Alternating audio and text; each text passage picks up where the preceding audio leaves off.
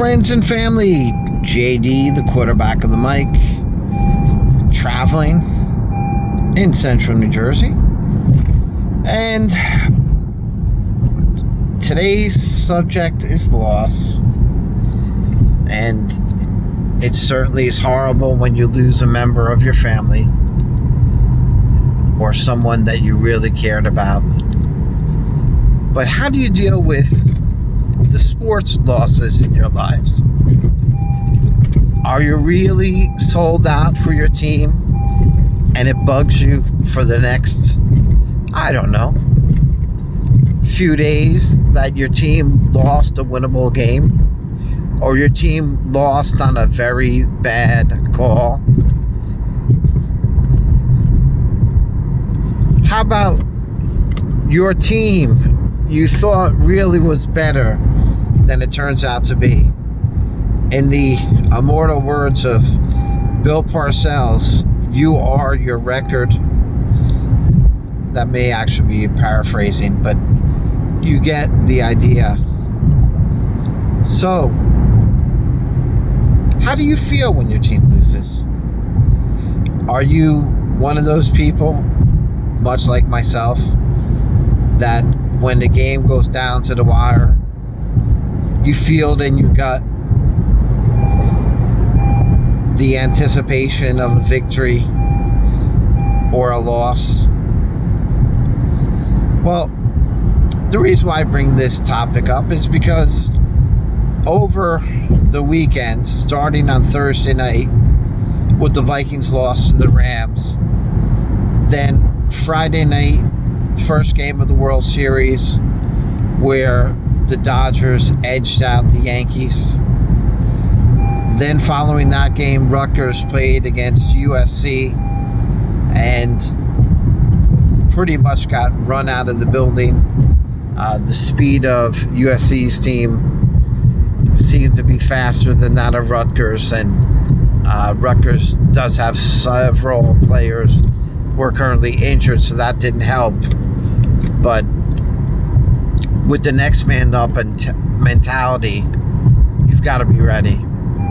And Rutgers obviously wasn't ready for USC.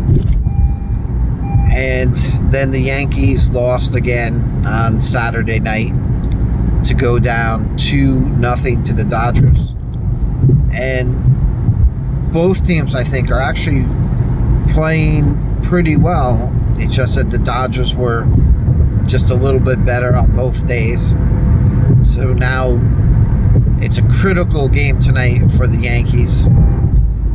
And we'll see if Mr. Hill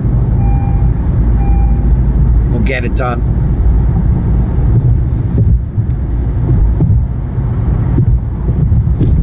And finally, my fantasy football team,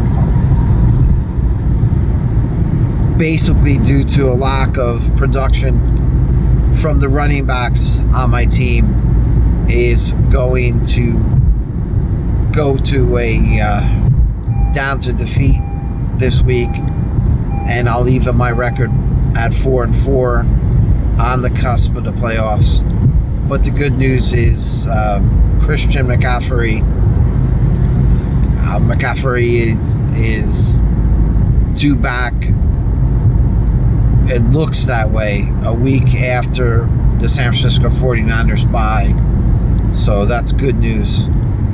And maybe between him and Devin Singletary getting healthier again, I can actually have some running backs that provide the production I need to win the title in the fantasy football league that I'm in. Going back to the headline, how do you deal with loss? And I will tell you,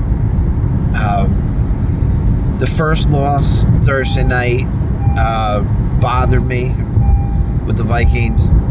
Then the Yankees loss was disappointing, but figuring that they would win the second game, which they almost did, but almost doesn't count. I think, except in hand grenades and horseshoes, but neither one of those is what we're talking about now. And then I don't even want to mention it, but now that I said it, even the New York Jets got beat by the Patriots, who they handled easily at home, but yesterday was a different story. And for a team that had so much hope last year, and it's almost as if there's a curse on Aaron Rodgers in New York. But I'm not an adherent to necessarily that religion, but I do believe in the power of prayer. So hopefully at least one of my teams will get back on it in the winning ways next week. And before that, we've got the Yankees tonight. So as I believe the best team normally wins, but in a short series, like in the World Series, anything can happen. And as I've mentioned previously, these are the two best teams in the sport going at it at the moment. So either one of these teams could win. It wouldn't be unlikely for the Yankees to win the next 4 games and to win the series. I believe in the history between the Yankees and the Dodgers, it's happened before. So let's go Yanks. Start off your week,